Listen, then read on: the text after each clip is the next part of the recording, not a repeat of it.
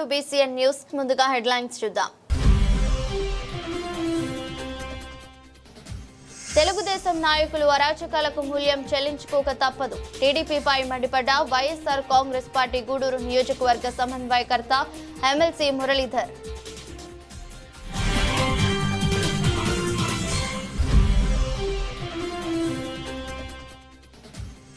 నాయుడుపేటలోని urban CI బాబి road ప్రమాదాల నివారణపై వినూత్న ప్రచారం. ద్విచక్ర వాహనాలు నడిపే వారి దగ్గర హెల్మెట్లను కొనుగోలు.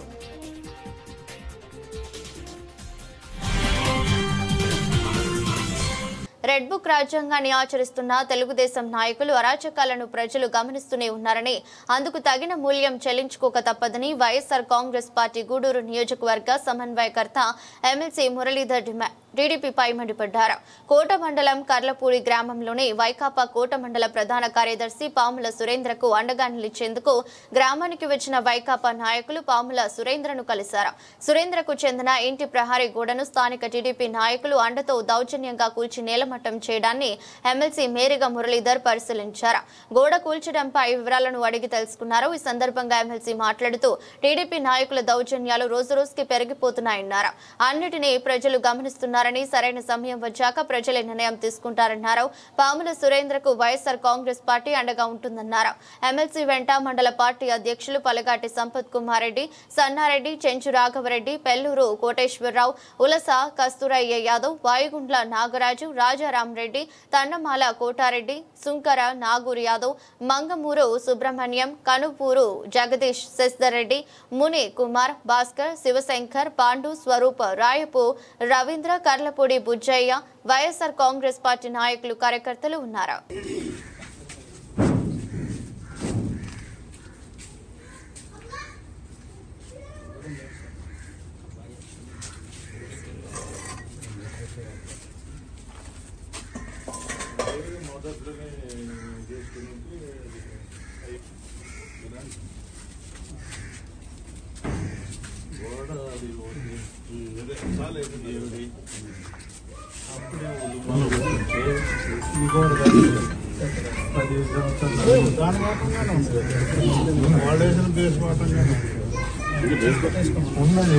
మేము వచ్చినప్పుడు వాళ్ళు పెద్ద కొడితే ఉన్నారు, ఆ కొర కట్టేసుకుంటారు. దీనేం కొట్టబడలేదు.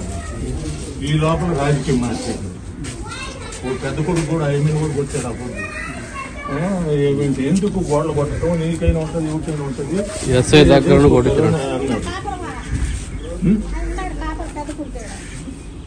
కాపురం నేను నీతో మాట్లాడలేదు. నువ్వు గమనం కాదు. మేము వచ్చినప్పుడు జరిగింది చెప్తున్నాం. ఒక గోడ ఆడాలంటే వాడు ఎంత మీకు దొరకదు, నీళ్ళు ఎంత ఉన్నది, నీళ్ళు ఎత్తుకోవాలి. మేము రోడ్లో మట్టి తీయమన్నాం. రోడ్లో మట్టి తీసిందని రోడ్లో మట్టి తీయమని దీని వాళ్ళు పెడతారు వాళ్ళు. పంచాయతీ రోడ్లో మట్టి తీయాలి కదా. వాళ్ళు దౌర్జన్యం ఏంది మట్టి తీయకుండా?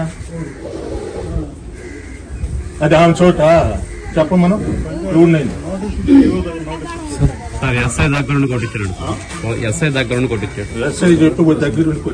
తిరుపతి జిల్లా నాయుడుపేటలోని అర్బన్ సిఐ బాబి రోడ్డు ప్రమాదాల నివారణపై వినూత్న ప్రచారం చేశారు.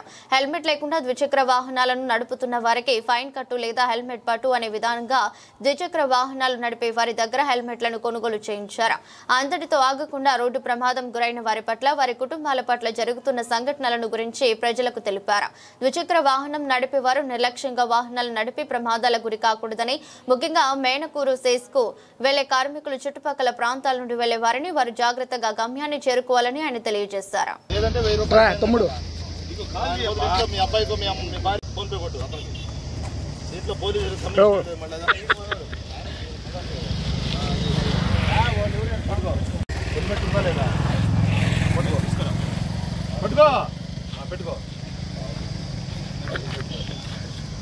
వెనకాల ఎక్కిడికైనా పనికి వస్తుంది. ఉన్న రూపాయలు తీసుకోవచ్చు. ఈరోజు నువ్వు 1000 రూపాయలు పైన పెట్టే కంటే హెల్మెట్ అంతా ఇంపార్టెంట్.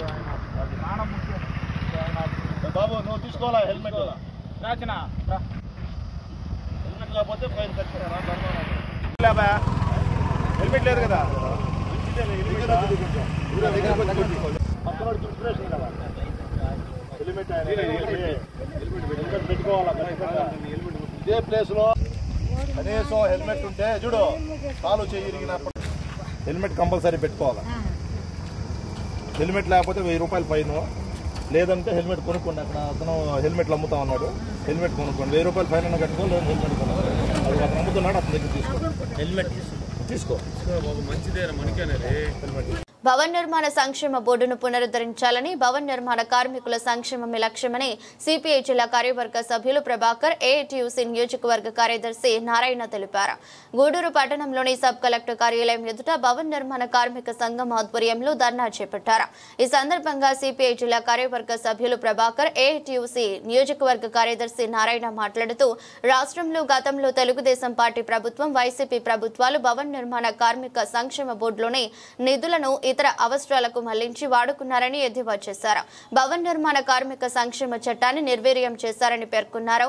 భవన్ నిర్మాణ కార్మికుల సమస్యలు పరిష్కారం కాలేదని, 40,000కు పైగా రాష్ట్రంలో పెండింగ్ క్లైములు పరిష్కారానికి నోచుకోకుండా ఉందని తెలిపారు.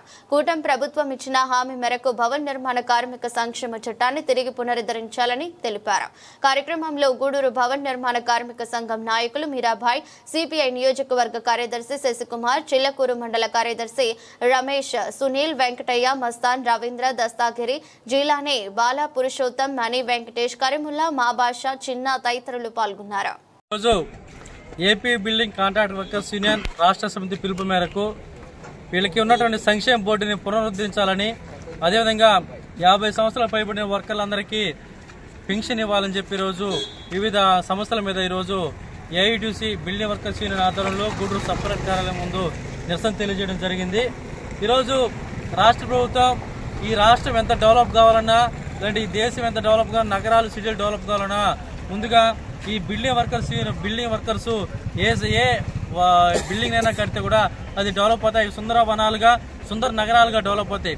అటువంటి వర్కర్లు ఈరోజు వీళ్ళకి సెస్ రూపంలో 100 కోట్ల రూపాయలు సెస్ బోర్డులు ఉన్నాయి.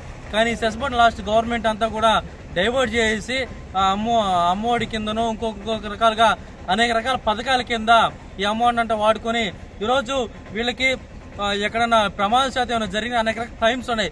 ఈ క్లైమ్స్ సంక్షేమ బోర్డు వల్ల వీళ్ళకి 10 రూపాయలు డబ్బులు వస్తాయి. అదే ఈ సంక్షేమ బోర్డులో ఉన్నటువంటి వాళ్ళందరూ కూడా చనిపోతే దాదాపు లక్షల రూపాయలు వస్తాయి. అదే వాళ్ళ చదువులకు వస్తాయి. అదేవిధంగా వాళ్ళ పిల్లలు బాలింతలు అయితే వాళ్ళకు డబ్బులు వస్తాయి. ఆ రకంగా ఉన్న సంక్షేమ బోర్డుని లాస్ట్ గవర్నమెంట్ నిర్వీర్యం చేసింది. ఇప్పుడున్న గవర్నమెంట్ ఆ సంక్షేమ బోర్డుని ఎన్నికల హామీలో భాగంగా పునరుద్ధరించడం చెప్పారు.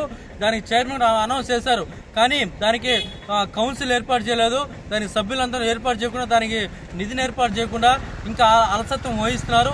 ఇకనైనా కానీ కూటమి ప్రభుత్వం ఎన్నికలు ఇచ్చిన హామీల ప్రకారం వాళ్ళ సంక్షేమ బోర్డు ఫుల్ ప్లెడ్జ్గా ఏర్పాటు చేసి వీళ్ళు కడుతున్నటువంటి సెస్సులు కానీ, వీళ్ళు కడుతున్న అమౌంట్లు కానీ, వీళ్ళు కడుతున్నటువంటి రాష్ట్ర వ్యాప్తంగా 36,000 క్లైములు ఈరోజు బిల్డింగ్ వర్కర్స్ ఉన్నాయి. ఈ క్లైములన్నింటినీ కూడా వెంటనే కంప్లీట్ చేసి వీళ్ళకి రావాల్సినటువంటి బకాయిలన్నింటినీ కూడా రాష్ట్ర ప్రభుత్వం అదే సెంట్రల్ గవర్నమెంట్ తక్షణం దృష్టి పెట్టి వీటి మీద కూడా దృష్టి పెట్టి వీళ్ళకి రావాల్సిన క్లైములన్నీ కూడా ఏర్పాటు చేయాలని చెప్పి బిల్డింగ్ వర్కర్స్ కోరుతున్నాం. సోదరులారా, ఈరోజు రాష్ట్ర వ్యాప్తంగా కూడా భవన నిర్మాణ కార్మికుల సమస్యలపైన ఈరోజు అనేక నిరసన కార్యక్రమాలను తీసుకొని పనిచేస్తూ ఉన్నారు. ఈరోజు ఈ భవన నిర్మాణ కార్మికులు మనం చూస్తున్నాం, పెద్ద పెద్ద బిల్డింగుల్లో కూడా వాళ్ళ పని విధానంలో అనేక మంది అనేక విధాలుగా ప్రమాదాలకు గురవుతూ ఉన్నారు. కొంతమందికి కాళ్ళు చేతులు కూడా కొన్ని ఇబ్బందులు పడుతూ ఉన్నారు, కొన్ని ప్రాణాలే పోతున్నాయి. అలాంటి సందర్భాల్లో మనం అందరం కూడా ఇక్కడ దీనికి సంబంధించినటువంటి ప్రభుత్వం గతంలో అనేక పోరాటాలు చేసిన తర్వాత భవన నిర్మాణ కార్మికులకి ప్రభుత్వాన్ని ఒక సంక్షేమ బోర్డు ఏర్పాటు చేయమని చెప్పిన తర్వాత అందరూ అది ప్రభుత్వం కూడా ఆలోచించి దానికి ఈ సంక్షేమ బోర్డుని ఏర్పాటు చేయడం జరిగింది. ఆ సంక్షేమ బోర్డులో వీళ్ళు పనిచేస్తున్నటువంటి దానిలో భాగంగానే కొంత సెషన్ దానికి పెట్టి అనేక విధాలుగా అక్కడ నిధులు కూడబెడితే ఈ రోజు ఏంటంటే కొన్ని వేల కోట్ల రూపాయలు అక్కడ పోగైంది. అయితే గత గవర్నమెంట్ కానీ ఈ గవర్నమెంట్ గతంలో ఉన్నప్పుడు కానీ వీటిని ఏంటంటే ఈ డబ్బుల్ని తీసి వాళ్ళు వేరే ఒకటి ఖర్చు పెట్టడం వల్ల ఇక్కడ ఉన్నటువంటి ప్రమాదాలకు గురైనటువంటి వాళ్ళకి ఈ సంక్షేమ బోర్డు నుంచి వచ్చేది ఏవి కూడా రాలా. కాబట్టి వాళ్ళు ఏంటంటే దాన్ని సంక్షేమ బోర్డుని మళ్ళీ పునరుద్ధరించాలని చెప్పి ఏఐటీసీ ఆధ్వర్యంలో ఉన్నటువంటి భవన నిర్మాణ కార్మికులు రాష్ట్ర వ్యాప్తంగా కూడా అనేక దఫాలు చెప్పినప్పటికీ కూటమి ప్రభుత్వం ఏంటంటే గతంలో ఏం చెప్పింది, మేము అధికారంలోకి వస్తే ఈ బోర్డుని మళ్ళా పునరుద్ధరిస్తామని చెప్పారు. కాబట్టి ఇవాళ ఆ కూటమి ప్రభుత్వం అధికారంలోకి వచ్చి రెండు సంవత్సరాలు పూర్తిగా వస్తూ ఉంది. అయినా కూడా ఈ రోజుకి కూడా ఏంటంటే దాని జోలికి పోలా. మళ్ళా దీనిలో ఉన్న నిధుల్ని మళ్ళీ ఈ మధ్యకాలంలో కొంత తీయడం మొదలుపెట్టారు. కాబట్టి ఈ సంక్షేమ బోర్డుని మళ్ళా పునరుద్ధరించేదానికి కూటమి ప్రభుత్వం చర్య తీసుకొని వెంటనే పునరుద్ధరించాలని చెప్పి గతంలో బకాయిలు పడినటువంటి వాళ్ళు అనేక మంది ప్రమాదాలకు గురైనటువంటి వాళ్ళందరికీ కూడా బకాయిలు ఇవ్వాలి. వాళ్ళందరికీ కూడా బకాయిలు ఇచ్చి దీన్ని ఆపదలోకి వచ్చినటువంటి వాళ్ళందరికీ కూడా ప్రమాదాలకు గురైనటువంటి వాళ్ళందరికీ కూడా ఈ సంక్షేమ బోర్డు కాపాడాలని చెప్పి మేము ఈ సందర్భంగా నిరసన కార్యక్రమాన్ని తెలియజేస్తా ఉన్నాం. కాబట్టి దీనికి ప్రతి ఒక్కరు కూడా దీనికి మద్దతు ఇచ్చి ఇవాళ సంక్షేమ బోర్డుని మళ్ళా పునరుద్ధరించే విధంగా చర్యలు తీసుకోవాలని కోరు. తిరుపతి జిల్లా చిలకూరు మండలం మోమిడి గ్రామంలోనే వైఎస్ఆర్ కాంగ్రెస్ పార్టీ నాయకుడు వేమారెడ్డి కుమారస్వామి రెడ్డిని మాజీ మంత్రి వైకాపా నెల్లూరు జిల్లా అధ్యక్షుడు కాకాని గోవర్ధన్ రెడ్డితో పాటు పలువురు నాయకులు పరామర్శించారు. ఈ సందర్భంగా ఆయన మాట్లాడుతూ వైసీపీని దెబ్బతీసేందుకు నాయకులపై అక్రమ కేసులు పెడుతున్నారని, అందులో భాగంగానే కుమారస్వామి రెడ్డి కుటుంబంపై కక్ష సాధింపు చేస్తున్నారన్నారు. వైఎస్ జగన్ పర్యటన సందర్భంగా నల్లపరెడ్డి ప్రసన్న కుమార్ రెడ్డిపై అక్రమ కేసులు నమోదు చేశారని, వేమారెడ్డి కుటుంబం జిల్లాలో హుందా రాజకీయాలు చేస్తున్నారని గుర్తు చేశారు. కుమారస్వామి రెడ్డితో పాటు ఆయన అతని తల్లిపై కూడా అక్రమ కేసు బనాయించడం దారుణమన్నారు. పోలీసులు న్యాయంగా వ్యవహరించాలన్నారు. పోలీసు వ్యవస్థ ప్రజలను రక్షించడానికి మాత్రమే ఉండాలని, పోలీసులు ఇప్పుడు పాపాలు చేస్తే మేము అధికారంలోకి వచ్చాక అవే మీకు శాపాలుగా మారుతాయని హెచ్చరించారు. చిలకూరు ఎస్ఐ పనితీరు బాగాలేదని పద్ధతి మార్చుకోవాలని సూచించారు. 2029లో వైసీపీ అధికారంలోకి రావడం తథ్యమని, జగన్ 2.0ను ఖచ్చితంగా చూస్తారన్నారు. ఈ కార్యక్రమంలో మాజీ మంత్రి నల్లపరెడ్డి ప్రసన్న కుమార్ రెడ్డి, ఎమ్మెల్సీలు మేరిగా మురళీధర్, పర్వతరెడ్డి చంద్రశేఖర్ రెడ్డి, మాజీ ఎమ్మెల్యే కిలివేటి సంజీవయ్య, నాయకులు యద్దల మధుసూదన్ రెడ్డి, నందవరం సుబ్బారావు పాల్గొన్నారు. ఏమి జరిగింది అని చెప్పి తెలుసుకోవడానికి ప్రయత్నం చేస్తే ఒక పూర్తిగా ఏమాత్రం సంబంధం లేనటువంటి అక్రమ కేసుని ఈరోజు పోలీసులు బనాయించారు. కేవలం ఒక వ్యక్తి ఫోన్లో మాట్లాడితే వాళ్ళు అక్కడ గొడవ జరగందాన్ని జరిగినట్టుగా చిత్రీకరించి సృష్టించి వాళ్ళ దగ్గర నుంచి ఫిర్యాదు చేయించి, అసలు ఎక్కడా కూడా డాక్టర్లకు సంబంధించినటువంటి దాంట్లో దాన్ని ధృవీకరించలేదు, ఏమీ లేదు. అయినా సరే ట్రెస్పాస్ అయినారు, ఎండలోకి దూరు కొట్టినారు అని చెప్పి 10 ఏళ్ల జైలు శిక్ష ఉండేటువంటి సెక్షన్లు ఎంపిక చేసుకుని దానికి అనుగుణంగా ఫిర్యాదు దగ్గర ఫిర్యాదు తీసుకుని సంబంధం లేనటువంటి వ్యక్తుల్ని ఈరోజు చేర్చడం, దానికి పరాకాష్ట సోదరుడు కుమారస్వామి రెడ్డిని అమ్మని చేర్చడం అనేటువంటిది ఇది దుర్మార్గం అనేటువంటి విషయం. కుటుంబ నేపథ్యం పెద్దాయన వేమారెడ్డి రామచంద్రారెడ్డి గారు అంటే ఈ జిల్లాలోనే ఒక సింహంలాగా బ్రతికినటువంటి కుటుంబం. ఇండిపెండెంట్ గా ఎమ్మెల్యేగా చేశాడు, ఎమ్మెల్సీగా చేశాడు, జిల్లా కేంద్ర సహకార బ్యాంక్ అధ్యక్షుడిగా పనిచేశాడు. ఎంత హుందా రాజకీయాలు నడిపినటువంటి కుటుంబం. ఆ తర్వాత సుందరన్న పరంపరను కొనసాగించాడు. ఈరోజు పాపం కుమార్ అదే విధంగా తండ్రి తాతల బాటలో నడుస్తుంటే ఆయన వైఎస్ఆర్ కాంగ్రెస్ పార్టీ పక్షాన నిలబడ్డాడు. కాబట్టి వైఎస్ఆర్ కాంగ్రెస్ పార్టీకి బలంగా ఉన్నాడు, బలమైనటువంటి నాయకత్వం ఉంది. రాబోయేటువంటి రోజుల్లో వీళ్ళందరూ కూడా మేరిగ మురళీధర్ గారికి అండదండలు అందిస్తారు. వైఎస్ఆర్ కాంగ్రెస్ పార్టీ విజయం సాధించబోతుంది. ఇప్పటికే వైఎస్ఆర్ కాంగ్రెస్ పార్టీ మీద ప్రజల్లో నమ్మకం, విశ్వాసం పెరిగింది. జగన్మోహన్ రెడ్డి గారి నాయకత్వాన్ని తిరిగి కోరుకుంటున్నారు. ఆ నేపథ్యంలో వీటన్నిటిని అణగదొక్కాలి అంటే స్థానికంగా ఉండేటువంటి వాళ్ళందరినీ టార్గెట్ చేసి వాళ్ళని ఇబ్బందులు పెట్టి జైలు పాలు చేయాలనేటువంటి ఒక దుర్మార్గమైనటువంటి ఆలోచన ఈ కూటమి పాలన చేస్తుంది. దానిలో భాగంగా నేను కూడా దాదాపుగా 86 రోజులు జైలు శిక్ష అనుభవించాను. లేనటువంటి కేసులు, అక్రమమైనటువంటి కేసులు, అనేక రకాలైనటువంటి కేసులు, కేవలం వాంగ్మూలాలతో కూడినటువంటి కేసులు 7. నా మీద కూటమి ప్రభుత్వం వచ్చిన తర్వాత 14 కేసులు పెట్టారు. పక్కకు వచ్చి చూస్తే పాపం ప్రసన్నన్న ఇంటి మీద దాడి చేసినటువంటి వ్యక్తులు జగన్మోహన్ రెడ్డి గారు పరామర్శించడానికి వస్తే వాళ్ళ మనుషులందరి మీద లాఠీ చార్జ్ చేసి ప్రసన్నతో సహా మిగతా వాళ్ళందరి మీద అటెంప్ట్ ఆఫ్ మర్డర్ కేసు పెట్టారు. రామిరెడ్డి ప్రతాప్ కుమార్ రెడ్డి మీద అక్కడ లేనటువంటి వ్యక్తి మీద తీసుకెళ్లి ఎక్కడో ఆయన ఉంటే ఆయన పాపం ఆయన మీద 307 పెట్టి ఈరోజు ఆయన మీద అక్రమం అనేటువంటి కేసు బనాయించారు. మేము అడిగేది ఈ కేసులన్నీ మీరు ఒక్కొక్కరి మీద బనాయిస్తూ పోతున్నారు. ఒక్కటే విషయం, ఈరోజు ఎఫ్ఐఆర్ కాపీ మా దగ్గర ఉంది. ఈ ఎఫ్ఐఆర్ కాపీలో ఎక్కడన్నా వాళ్ళ పాత్ర ఉంది అనేటువంటిది ఉందా అంటే దీనిలో ఏమన్నారు, వాళ్ళ ప్రోద్బలంతో అని చెప్పి కంప్లైంట్ ఇచ్చారు.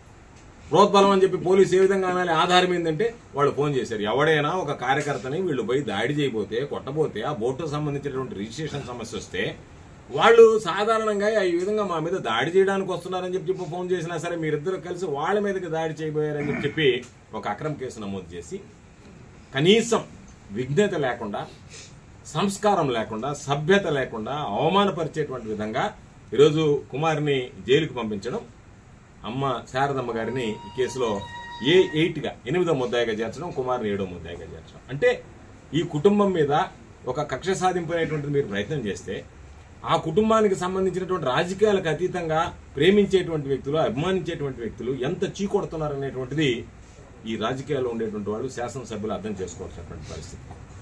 ఈరోజు మేము స్పష్టంగా చెప్తున్నాం, పాపం అధికారం ఉంది కదా అని విర్రవీగుతున్నారు. చిల్లకూరు ఎస్ఐకి ఒకటే చెప్తున్నాం, గుర్తుంచుకోండి. మీరు న్యాయంగా పెడితే, ఎందుకంటే నేను ఏదన్నా మాట్లాడితే దాన్ని హైకోర్టులో కూడా తీసుకుని చూపిస్తున్నారు, పోలీసులను బెదిరిస్తున్నారు. నేను పోలీసులను బెదిరించడంలా, పోలీసులను హెచ్చరిస్తున్నాం. ఏమని? మీరు న్యాయంగా వ్యవహరించండి. అన్యాయంగా మీరు వ్యవహరిస్తే దాని మూల్యం చెల్లించుకోవాల్సినటువంటి పరిస్థితి ఏర్పడుతుంది. సౌమ్యులుగా పేరున్నటువంటి గౌరవనీయులు, రాజకీయ కుటుంబం నేపథ్యం ఉన్నటువంటి సౌమ్యులు కుమారస్వామి రెడ్డి గారిని అన్యాయంగా, కుట్రపూరితంగా మరి కేసులో ఆధారం లేకుండా మరి ఇరికిచ్చి కసి తీర్చుకోవడం అనేది ఇది కరెక్ట్ కాదు. ఈ సందర్భంగా గూడూరు గురించి చాలా బాధేస్తుంది. అసలు ఏం జరుగుతుంది గూడూరులో? ఎక్కడ ఏం జరిగినా గూడూరులో మూలాలు జరుగుతున్నాయి. వాతావరణం చూస్తే పక్కన మేము కాన్స్టిట్యున్సీ సూలూరుపేటలో కామెంట్ చేసుకుంటున్నారు, 5 మంది ఎమ్మెల్యే తెగలేకపోతున్నామని జనాలు విసిగెత్తిపోతున్నారు. అంతకు మించినట్టుగా గూడూరులో 10 తలలు, ఒక్క ఆయనే 10 తలలు, 20 చేతులు, 3 పూలు 6 కాయలు అని విన్నాము. 10 తలలతో పరిపాలన చేస్తున్నారు.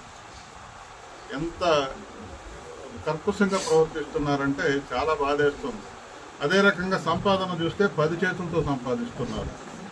గంజాయి ఏళ్తా ఉంది గూడూరులో, మర్డర్లు జరుగుతున్నాయి. అధికారం వచ్చిన తర్వాత 13 మర్డర్లు గూడూరులో జరిగాయి. ఎక్కడ జిల్లాలో ఏడు జరిగినా, రాష్ట్రంలో ఏడు జరిగినా లింక్ గూడూరులో ఏర్పడుతుంది. పరిపాలన చేసేవాళ్ళు, పాలకులు ఏం చేస్తున్నారని ఈ సందర్భంగా అడుగుతున్నారు.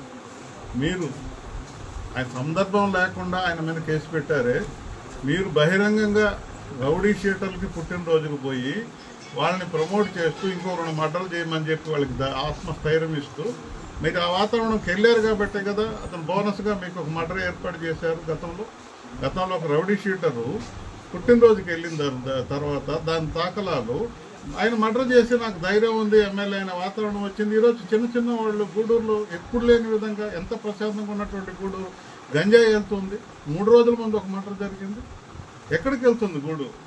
ఏ వాతావరణంలో వెళ్తుంది? మీ సంపాదన విపరీతంగా ఉంది. ఈరోజు జిల్లాలోని మొదటిగా 20 చేతులతో సంపాదించే ఎమ్మెల్యే ఎవరైనా ఉన్నారంటే అది గూడూరు ఎమ్మెల్యేని మాట్లాడుకుంటున్నారు. మరి గౌరవప్రదంగా రాజకీయాల్లో, ఉన్నతంగా రాజకీయాల్లో ఈ రకంగా ఉండాలని స్ఫూర్తిదాయకంగా ఉన్నటువంటి కుటుంబాలు వాళ్ళ వారసుల మీద మీరు కత్తి తీర్చుకుంటారా? మీకు సపోర్ట్ చేయలేదని నేను ఈ సందర్భంగా ఎమ్మెల్యే గారిని అడుగుతున్నాను. ఈరోజు నేను శాసనమండలి సభ్యుడిగాను లేదా నెల్లూరు నగర నియోజకవర్గ ఇన్ఛార్జిగా ఉన్నప్పటికీ కూడా నేను ఈ గూడూరు నియోజకవర్గానికి ఒక స్థానికుడిని, ప్రధానంగా ఈ చిల్లకూరు మండలానికి సంబంధించి కూడా నేను ఈ ప్రాంతవాసిని. మరి ఈరోజు మొదటి నుంచి కూడా అందరికీ కూడా తెలుసు, గూడూరు నియోజకవర్గంలో నల్లపరెడ్డి ఫ్యామిలీ కానీ, నేదురుమల్లి ఫ్యామిలీ కానీ వాళ్ళతో సమానంగా ఇంచుమించుగా వేమారెడ్డి కుటుంబం మొదటి నుంచి కూడా ఒక పేరు ప్రఖ్యాతలు గాంచినటువంటి కుటుంబం. ఒక నియోజకవర్గ పరిధిలోనే కాకుండా జిల్లా స్థాయిలో కానీ, రాష్ట్ర స్థాయిలో కానీ వారికంటూ ఒక మంచి పేరు తెచ్చుకున్నటువంటి కుటుంబాలన్నీ కూడా గూడూరు నియోజకవర్గంలో మొట్టమొదటి నుంచి కూడా ఒక గౌరవప్రదమైన స్థాయిలో 10 మందికి ఉపయోగపడాలా, 10 మందికి మనం పెట్టాలన్న ఆలోచనతో ముందుకు వచ్చినటువంటి కుటుంబాలే ఇవన్నీ కూడా. ఎక్కడెక్కడో రాష్ట్రంలో కానీ మిగతా రాష్ట్రాల్లో చూసినాం, మన రాష్ట్రంలో కూడా కొన్ని దగ్గరలో ఇలాంటి పరిస్థితులు చాలా దగ్గరలో కూడా చూసాం. మన జిల్లాలో కూడా అక్కడక్కడ చూసాం. మరి గూడూరు నియోజకవర్గంలో మాత్రం నాకు తెలిసి ఒక 40 సంవత్సరాల నుంచి నేను కొంత రాజకీయంగా గమనిస్తూనే ఉన్నాను. ఎప్పుడు కూడా గూడూరు నియోజకవర్గంలో ఆ మర్యాదలు ఎప్పుడు కూడా కోల్పోలే. ఈ కుటుంబాలు కానీ మిగతా వాళ్ళ విషయంలో కూడా ఆ రాజకీయాలు అన్నప్పుడు ఎలక్షన్స్ అప్పుడు రాజకీయాలు చేసుకునే వాళ్ళే, కానీ మిగతా సమయంలో ఎప్పుడు కూడా మామూలు కార్యకర్తలను కూడా ఇబ్బంది పెట్టిన పరిస్థితి పెద్దగా కనిపించవు. దట్టు ఒక రకమైనటువంటి గౌరవప్రదమైనటువంటి ఫ్యామిలీస్ని ఎవరు కూడా టచ్ చేసిన సందర్భాలు కూడా ఇప్పుడు దాకా నాకు తెలిసి అంతకుముందు కూడా ఉండుండవు. ఈ 40 సంవత్సరాల్లో ఎప్పుడు కూడా చూడలే. వాళ్ళు ఎప్పుడు కూడా ఇందాక కూడా చెప్తా ఉన్నట్టుగా కొన్ని వందల మంది, వేల మందికి భోజనాలు పెట్టడం కానీ, వారందరికీ కూడా ఆపద ఉందన్నా, వాళ్ళ ఇంట్లో కార్యాలన్నా కూడా సహాయం చేసినటువంటి వ్యక్తులే. ప్రధానంగా కుమారస్వామి రెడ్డి గారి గురించి కూడా నేను ఒక 15 సంవత్సరాల నుంచి కూడా విన్నాను. ఆయన దగ్గరికి వెళ్ళిన వారందరికీ కూడా సహాయం చేస్తాడు. ఏదన్నా ఊర్లో ఏదైనా మంచి పని చేసుకోవాలన్నా కూడా కాదనకుండా సహాయం చేసినటువంటి వ్యక్తి. వాళ్ళ తాత సుందరరామరెడ్డి గారు అప్పట్లో ఎమ్మెల్యేగా పనిచేసినటువంటి వ్యక్తి. ఆయన కొంచెం కఠినంగా ఉంటాడని నేను విన్నామే కానీ కుమారస్వామి రెడ్డి గారు ఎప్పుడు కూడా చాలా సౌమ్యంగా 10 మందికి ఉపయోగపడే ఒక మంచి మనిషి. అట్లాంటి వ్యక్తి మీద ఈరోజు 307 కేసులు పెట్టి అరెస్ట్ చేసిన సందర్భం చూస్తూ ఉంటే చాలా బాధాకరం అనిపిస్తుంది. ఎవరు కూడా గూడూరు నియోజకవర్గంలో ఎవరు కూడా దీన్ని హర్షించరు. ఇట్లాంటి వాళ్ళని జోలికి పోవడం కానీ, అట్లాంటి వాళ్ళని తీసుకెళ్లి జైల్లో పెట్టి మరి ఆ పరిస్థితులన్నీ కూడా మంచిది కాదు. నేను ఎమ్మెల్సీ మేరీగుముర్లన్న ఇద్దరం కూడా జైల్లోకి వెళ్ళి కుమారస్వామి రెడ్డి గారిని పరామర్శించడానికి వెళ్ళినప్పుడు ఆయన్ని చూసి కొంచెం బాధ అనిపించింది. ఆయన కూడా ఒక ఎక్స్ప్లెనేషన్ ఇవ్వబోతా ఉన్నారు. అంటే నేను ఈ విషయంలో నా ప్రమేయం ఏమీ లేదు అని నాకే. నమస్కారం. ఈరోజు ఏదైతే కుమారస్వామి రెడ్డి గారు వారిని వారి తల్లిగారి మీద అక్రమమైన కేసులు పెట్టి కుమారస్వామి రెడ్డి గారిని అది రిమాండ్ కూడా పంపించడం జరిగింది. వారిని పరామర్శించడానికి మా అధ్యక్షుడు గౌరవనీయులు కాకాని గోవర్ధన్ గారి అందరిలో ఇక్కడ నుంచి పరామర్శించడం రావడం జరిగింది. మరి ఈ ప్రభుత్వం ఏర్పడిన తర్వాత, కూటమి ప్రభుత్వం ఏర్పడిన తర్వాత ఈ రాష్ట్రంలో అభివృద్ధి అనేది, సంక్షేమం అనేది రెండింటిని కూడా గాలికి వదిలి వాళ్ళ ఏకైక ఎజెండా ఏదంటే వైఎస్ఆర్ కాంగ్రెస్ పార్టీ నాయకులను కావచ్చు, కార్యకర్తలు కావచ్చు, అభిమానులు కావచ్చు ఏ విధంగా ఇబ్బంది పడ్డారు, ఏ విధంగా వైఎస్ఆర్ కాంగ్రెస్ పార్టీని సాధించి వివిధ హోదాల్లో పనిచేసిన భార్యాభర్తలు ఒకే రోజు ఇద్దరు కలెక్టర్లుగా ప్రమాణ స్వీకారం చేయడం మరింత అరుదైన దృశ్యమే. ఉమ్మడి ఆంధ్రప్రదేశ్లోనూ విభజిత ఆంధ్రప్రదేశ్లోనూ ఇటువంటి దృశ్యాలు ఎప్పుడూ కానరాలేదు. భార్యాభర్తలు ఐఏఎస్లు కలెక్టర్లుగా కొందరు పనిచేసి ఉండవచ్చు. కానీ ఒకే రోజు భార్యాభర్తలు ఇద్దరు వేర్వేరు జిల్లాలకు కలెక్టర్లుగా అధికార బాధ్యతలు చేపట్టడం మాత్రం చాలా అరుదైన సంఘటనే. అటువంటి సంఘటనే నెల్లూరు జిల్లాలో జరిగింది. నెల్లూరు జిల్లా కలెక్టర్గా హిమాంశు శుక్లా బాధ్యతలు చేపట్టగా ఆయన సతీమణి కృతికా శుక్లా అదే రోజు పల్నాడు జిల్లా కలెక్టర్గా బాధ్యతలు స్వీకరించారు. 2013 బ్యాచ్ కు చెందిన ఈ భార్యాభర్తలు ఒకరు ఉత్తరప్రదేశ్ కు చెందిన వారు కాగా మరొకరు హర్యానాకు చెందినవారు. వేరిద్దరు రాష్ట్రంలో జాయింట్ కలెక్టర్లుగా హెచ్ఓడీలుగా ఇంకా ఇతర శాఖలకు అధిపతులుగా పనిచేశారు. రాష్ట్ర ముఖ్యమంత్రి చంద్రబాబు నాయుడు జిల్లా కలెక్టర్లుగా యువతకు ప్రాధాన్యత ఇవ్వాలని భావించడంతో వీరిద్దరికి ఒకేసారి కలెక్టర్లుగా పనిచేసే అరుదైన అవకాశం లభించింది. తమకు వచ్చిన అవకాశంతో పేదలకు సేవ చేస్తామని, రాష్ట్ర అభివృద్ధికి కృషి చేస్తామని, ముఖ్యమంత్రి చంద్రబాబు నాయుడు తమపై పెట్టిన బాధ్యతలకు న్యాయం చేస్తామని వారి సందర్భంగా పేర్కొన్నారు. అందరికీ నమస్కారం. నా పేరు హిమాంశు శుక్లా. నాది 2013 బ్యాచ్. ఇంతకుముందు నేను కలెక్టర్ డాక్టర్ బిఆర్ అంబేద్కర్ కోనసీమలో పనిచేశాను. దీని ముందు వెస్ట్ గోదావరి, గుంటూరు జిల్లాకి జాయింట్ కలెక్టర్గా పనిచేశాను.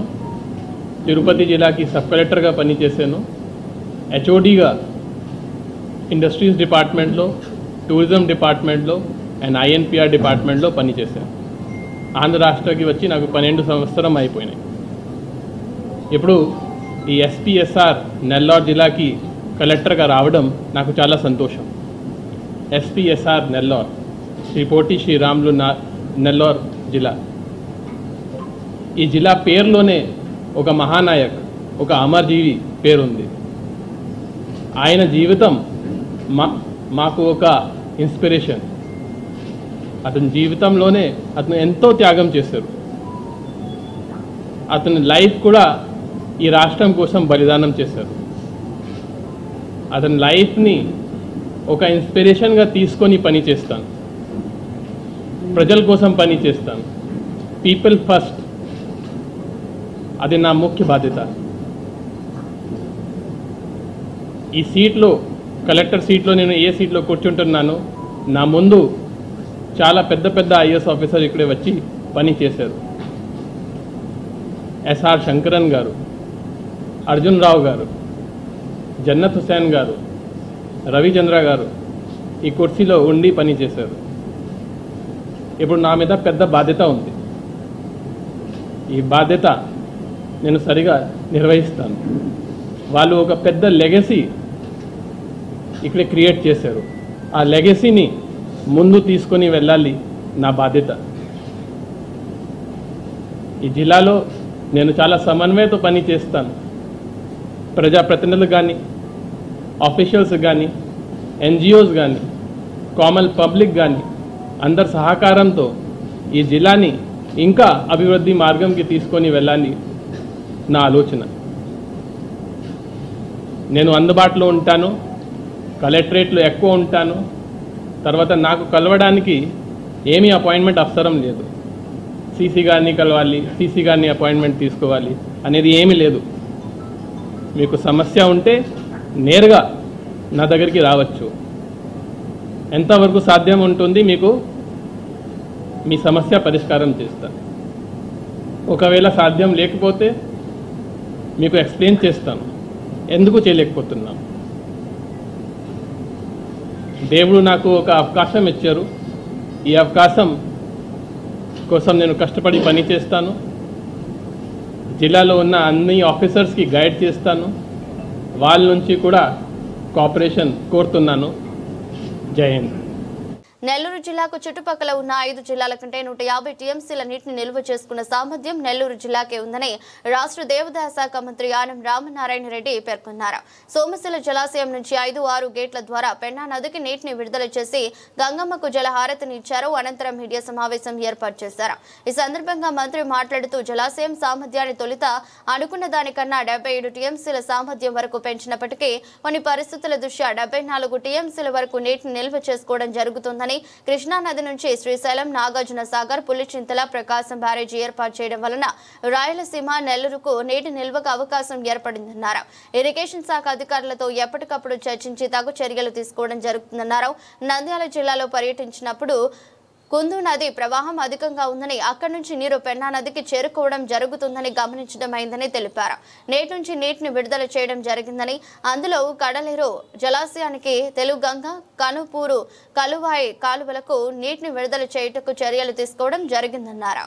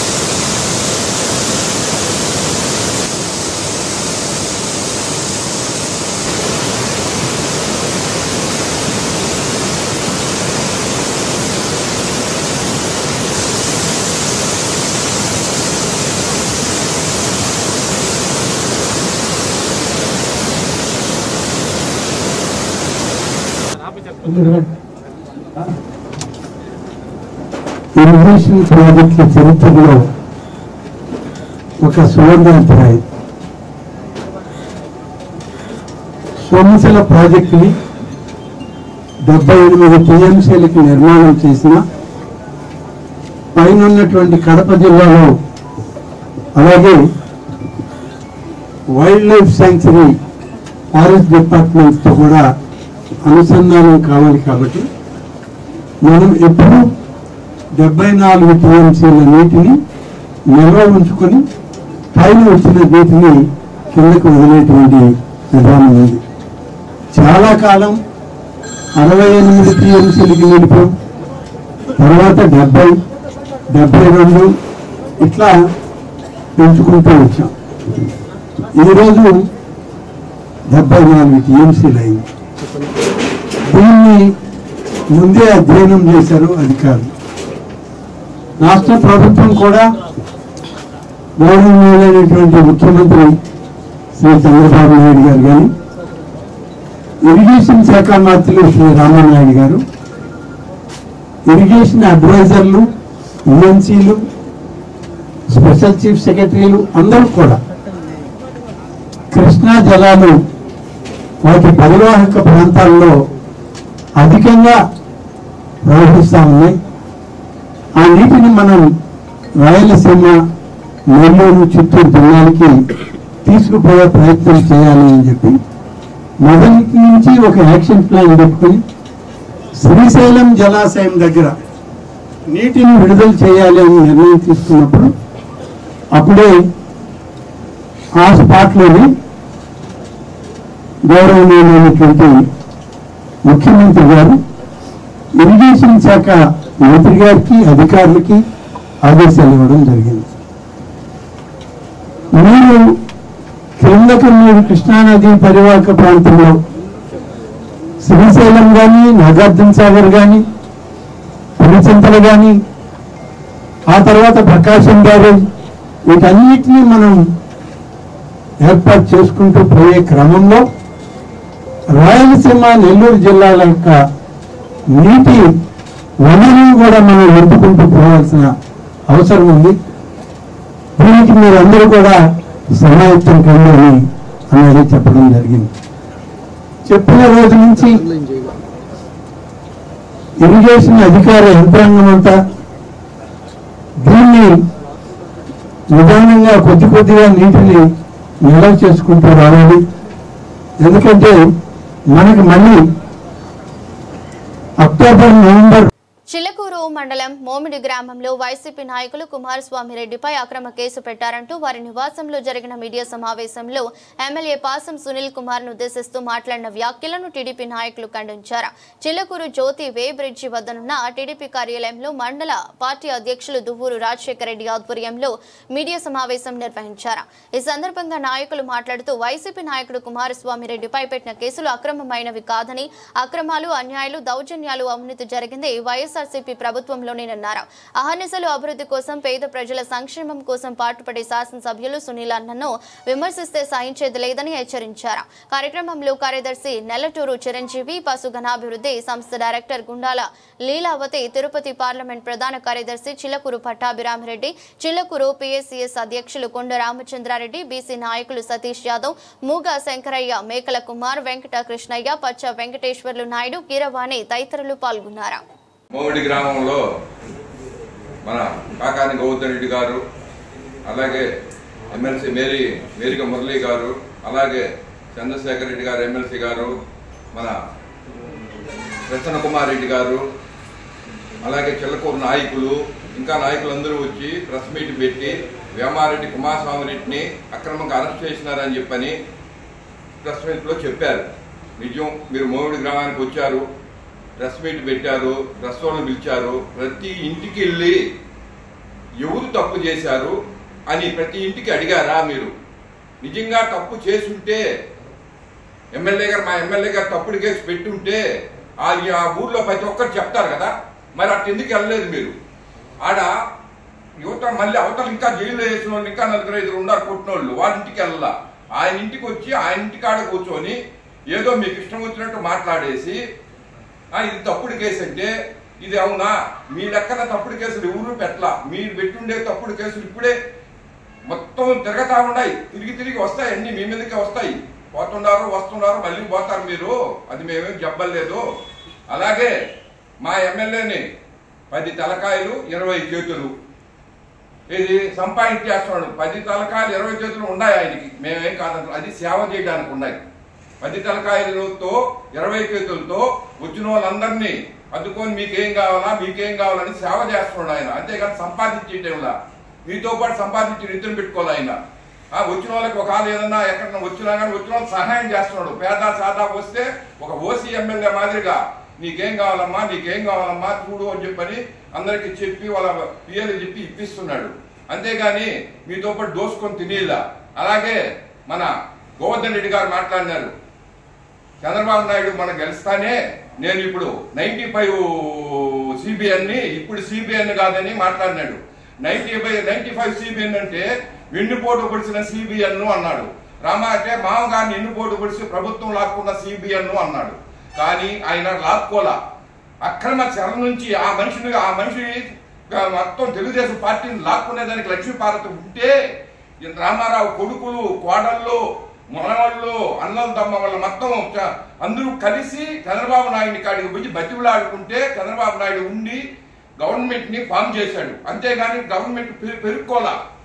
మీతో పాటు మీ జగన్మోహన్ రెడ్డి మాదిరిగా నాయన చచ్చిపోయి శవవాడు ఉంటే సంతకాలు పెట్టించుకొని ముఖ్యమంత్రి ఎవరు కావాలా, నాకు ముఖ్యమంత్రి కావాలి సంతకాలు పెట్టాలని పెట్టించుకోవాలా. చంద్రబాబు నాయుడు పార్టీని నిలబెట్టాడు.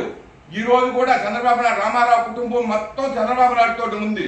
మరి మీ జగన్ రెడ్డి కాడ ఆ కుటుంబం ఉందా? మీ కుటుంబం అంతా మీ దగ్గర ఉందా? చిన్నాయని చంపావు, అమ్మని తరివేశావు, చెల్లిని తరివేశావు. నమస్కారం. ఈరోజు గూడూరు నియోజకవర్గం చిల్లకూరు మండలం మోమిడి పంచాయతీ నందు కొంతమంది చీఫ్ నాయకులు ఈరోజు ప్రెస్ మీట్ పెట్టి వేమారెడ్డి కుమారస్వామిరెడ్డిని ఏదో అక్రమంగా అరెస్ట్ చేశారని చెప్పి ఈరోజు మేరీ మురళీధర్ గారు కావచ్చు, అలాగే కాకాని గోవర్ధన్ రెడ్డి, అలాగే ఎమ్మెల్సీ చంద్రశేఖర్ గారు అందరూ కూడా వచ్చి ఈరోజు ప్రెస్ మీట్ పెట్టడం చాలా అసహ్యకరమైన కార్యక్రమం ఇది. ఎందుకంటే అక్కడ మోవిడి గ్రామంలో మైనారిటీ అయినటువంటి మా తెలుగుదేశం పార్టీ నాయకుడు జాకీర్ అనే వాళ్ళ కుటుంబం మీద దాడులు చేసి అక్కడున్న మత్స్యకారులకి పడవల విషయంలో అక్కడ ఇబ్బందులు అయితే ఎవరైతే లబ్ధిదారులు ఉన్నారో సక్రమంగా చేయండి అని చెప్పి అధికారులు చెప్పినందుకు వాళ్ళు ఇంట్లో లేని సమయంలో వాళ్ళ కుటుంబం మీదకి వెళ్ళి అక్కడ మహిళల మీద వాళ్ళు దారుణంగా ప్రవర్తించిన విషయాన్ని కాకాని గోవర్ధన్ రెడ్డికి, మేరీ మురళీధర్కి విజువల్స్ ఉన్నాయి, చూసుకోండి ఒకసారి. అదేం కనిపించట్లేదా మీకు? ఈ రోజు మేము అక్రమంగా కేసు పెట్టామని చెప్పి మాట్లాడడానికి మీకు మనసాక్షి అనేది ఉందని చెప్పి నేను అడుగుతా ఉన్నా. ఈ రోజు ఇంట్లో యజమాని లేనప్పుడు ఆ మైనారిటీ మహిళల్ని వాడు కనీసం బయటికి కూడా రాని పరిస్థితి, బయటికి రావాలంటే ముసుగు వేసుకుని వచ్చే పరిస్థితి. అలాంటి వాళ్ళ మీద మీరు దాడులు చేసి వాళ్ళు వచ్చి వాళ్ళ కుటుంబం వచ్చి నేరుగా వచ్చి చిల్లకూరు పోలీస్ స్టేషన్ లో కేసు పెడితే వీళ్ళందరూ కూడా దానికి సపోర్ట్ చేసి ఇంచుమించు కాల్ లిస్ట్ తీస్తే 24 సార్లు అక్కడున్న వాళ్ళతో మాట్లాడి దానికి సంబంధించిన వాళ్ళంతా కూడా కాల్ లిస్ట్ తీశారు ఎస్ఐ గారు. దీనికి సంబంధించి ఎమ్మెల్యే గారు సునీల్ కుమార్ గారు కేసు పెట్టించలా. అక్కడ ఉన్న పరిస్థితిని బట్టి మీరు అక్రమ కేసు అంటున్నారు, అక్రమం కాదు, మొత్తం చూసుకొని సక్రమైన కేసు పెట్టారు. మీరు ఒకటే చెప్తా ఉన్నాం, మీకు పాసం సునీల్ కుమార్ గారు 10 తలకాయలు 20 చేతులతో సంపాదిస్తున్నారని ఆ మాట చెప్పడానికి కొంచెం మీకు ఉందా నేను అడుగుతా ఉన్నా. గతంలో 2019-24లో మొత్తం అవినీతి చేసింది మీరు. మద్యం కాడి నుంచి, ఇసుక కాడి నుంచి, క్వార్టీ కాడి నుంచి, గ్రావెల్ కాడి నుంచి మొత్తం అవినీతి చేసింది మీరు. అభివృద్ధి మాది, అవినీతి మీది, అది మీరు గుర్తుపెట్టుకోవాలా. ఈ రోజు సునీల్ కుమార్ ని ప్రశ్నించే అర్హత మీకు లేదు. ఎందుకంటే ఒకసారి వచ్చి చూడండి, ఒకసారి మీరు కెమెరా పెట్టుకోండి. మీరు ఎప్పుడో టూరిస్ట్ లాగా వచ్చి నెలకు ఒకసారి వచ్చి గూడూరు నియోజకవర్గంలో చూసిపోతే కాదు, ఉదయం 6 గంటల నుంచి రేపు 1 గంట వరకు కూడా ఆయన ఇంటి చుట్టూరు జనాభా అందరూ బడుగు పలికిన వర్గాలందరూ కూడా ఈ రోజు పెన్షన్ రాని వాళ్ళు కూడా ఆయన జోబుల్లో సొంత డబ్బులు తీసిచ్చి ఎక్కడ చూసినా అభివృద్ధి, వేలాది మంది ఈ రోజు అన్ని గ్రామాల్లో మా అభివృద్ధి చూసి ఈ రోజు పార్టీలో పక్కా వైసీపీ వాళ్ళు కూడా ఈ రోజు తెలుగుదేశం పార్టీలో చేరే పరిస్థితి. మీరు ఇది ఎందుకు గమనించుకోలేకపోతున్నారు? ఇంకొక విషయం ఏంటంటే రౌడీ షీటర్ బర్త్డే పోయారని చెప్తాడు ఎమ్మెల్యే గారు. ఒకటి మీరు గుర్తు పెట్టుకోవాలా, బర్త్డే ఎవరు చేసుకున్నా ఒక శాసనసభ్యుడిగా ఎవరు ఆహ్వానించినా మంచి కార్యక్రమం కాబట్టి బ్లడ్ డొనేషన్ కి ఆయన ఆ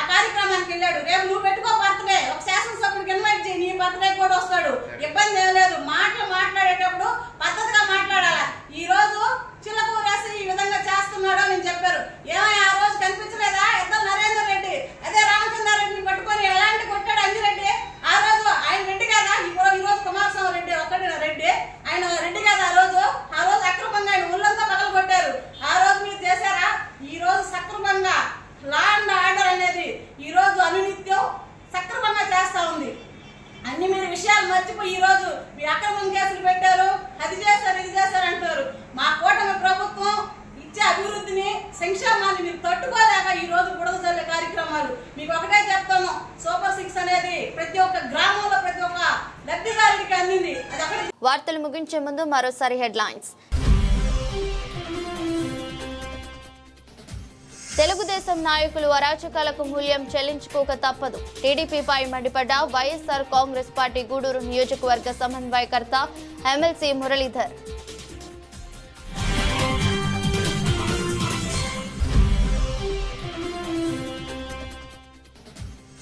నాయుడుపేటలోని అర్బన్ సిఐ బాబి రోడ్డు ప్రమాదాల నివారణపై వినూత్న ప్రచారం.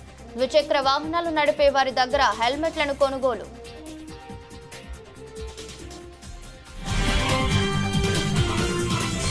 ఎదురొస్ట్ బులెటిన్ మరో బులెటిన్లో మళ్ళీ కలుద్దాం. అంతవరకు సెలవు. నమస్కారం.